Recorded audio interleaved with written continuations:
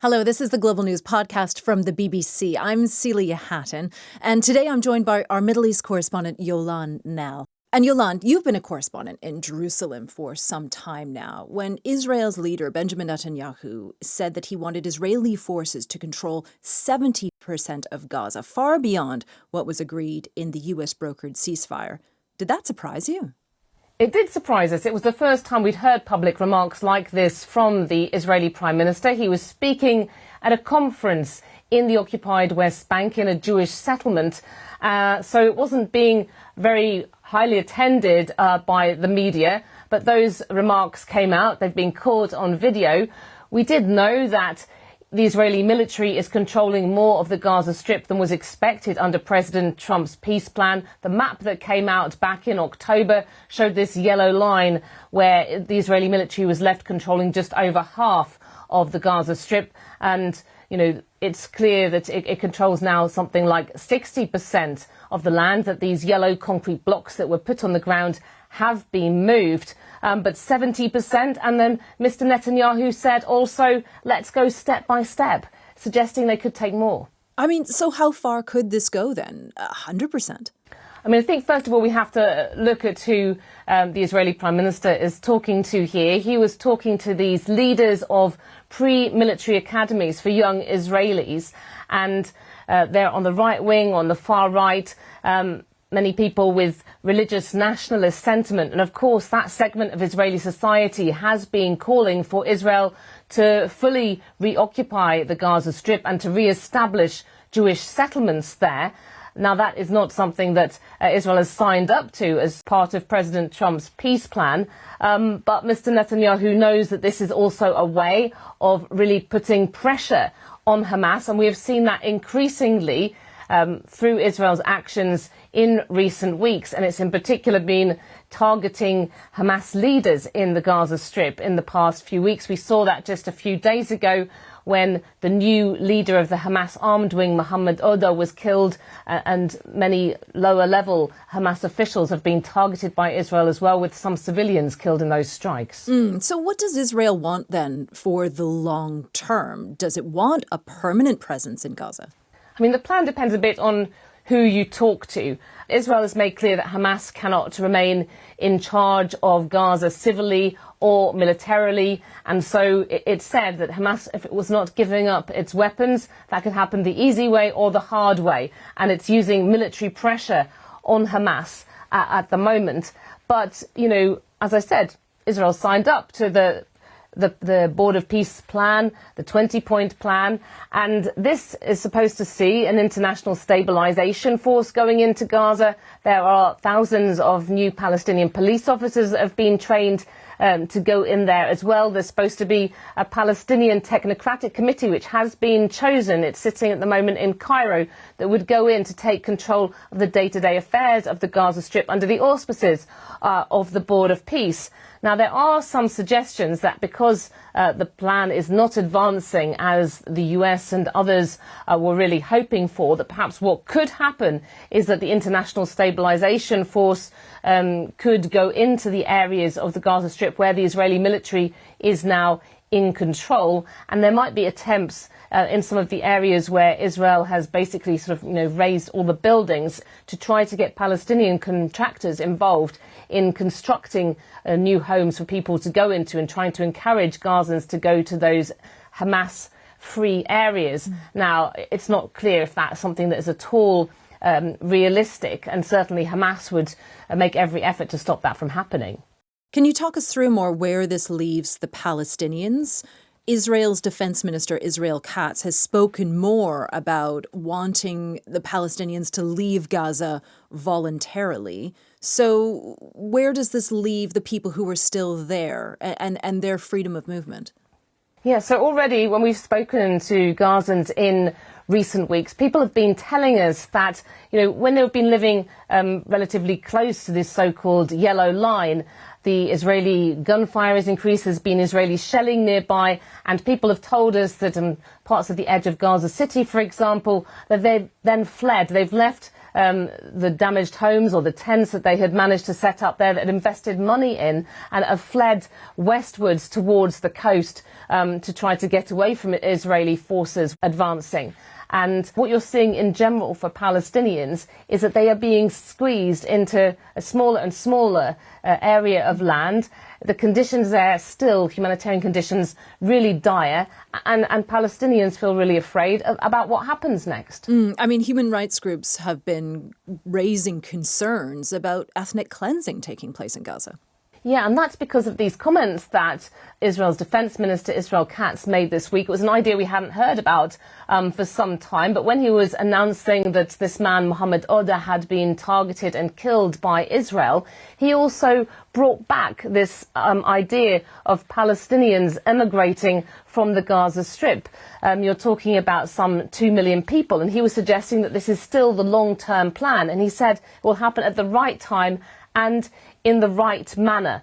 Now, human rights groups have been warning that forced displacement of a population in occupied territory, that is a violation of international law. It could amount to ethnic cleansing, a war crime, a crime against humanity.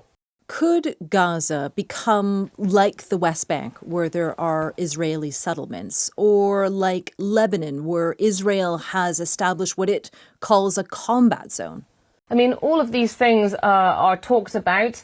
Certainly we see sort of patterns replicating themselves with the different areas of conflict around this region where there are Israeli forces engaged.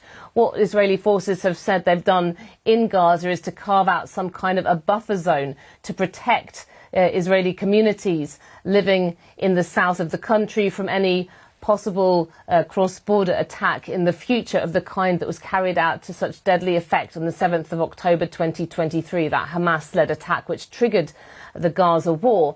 There are certainly sections of Israeli society that are pushing for Israeli settlements to be re-established in the Gaza Strip because they were there in the past, and Israel withdrew unilaterally from Gaza before Hamas took over there back in 2006.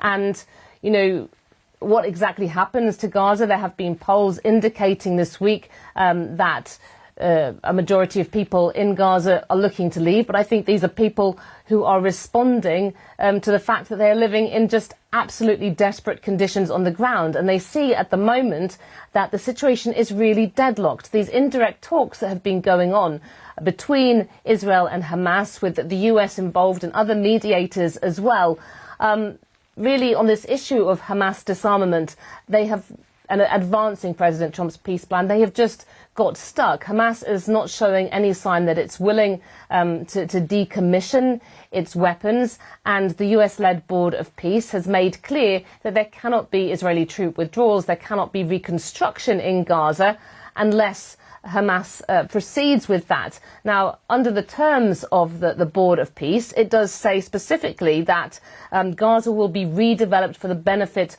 of its people, and that they have suffered more than enough. That is the wording of the agreement. So there is that commitment there. It's hard to see that, you know, the international community could support a re-establishment of Jewish settlements in Gaza or a long-term Israeli takeover of the Gaza Strip with the Palestinians forced to leave. But, you know, there are those within the settlement movement who are used to biding their time and taking steps when they can do so. It is important to note that Benjamin Netanyahu, all Israeli politicians, are looking ahead to an election that's just around the corner. How does that color what's happening? I mean, definitely. I think everything that happens right now, you have to imagine that is with half an eye on the Israeli parliamentary elections, which are coming up. They have to take place by October. And polls at the moment are against the Israeli Prime Minister Benjamin Netanyahu. He knows that, and he's acting under pressure. And in particular, he is trying to galvanize his right-wing base, maybe cut into the support of some of his coalition partners too, who are more on the far right in terms of the political spectrum. And what's the wider conversation then that's happening in Israel among voters? What do they want to have happen in Gaza? I think Israelis still really do fear Gaza very much, and they fear the conflicts that are happening all around them. But, people have very different answers about what should happen as a result. A lot of commentary at the moment about how really, solving the Israel-Palestinian conflict, the underlying big issue here, that remains the elephant in the room. And there are not that many Israeli politicians who are putting that front and centre of their conversations, certainly not of their campaigns for this election. And then just to finish, Yolande, we've been talking a lot about what leaders have been saying should take place in Gaza, different opinions around what's happening there. But how are people inside Gaza coping from day to day? Are supplies getting in? How are they getting by? Yeah, one of the big complaints from people in Gaza, they see that Israel has not met its commitments under the ceasefire plan in terms of the amount of humanitarian aid that's being allowed in. And a recent Israeli court decision upheld the tight restrictions, the new regulations that Israel has been imposing on international humanitarian organizations when it comes to registration, which has stopped many international names from being able to work effectively in the Gaza Strip anymore. Israel says it is allowing in large amounts of food into Gaza and other supplies as well. But a lot of this is going through merchants in the private sector. So many ordinary Gazans who just don't have the money to buy things on the market, they tell us they're still relying heavily on aid, and they don't see any positive signs in the future at the moment. Most people living in these displacement camps or in damaged buildings across the Strip. And really, we've heard reports in recent weeks about the number of pests, rats and mosquitoes, the problems that these are causing for people.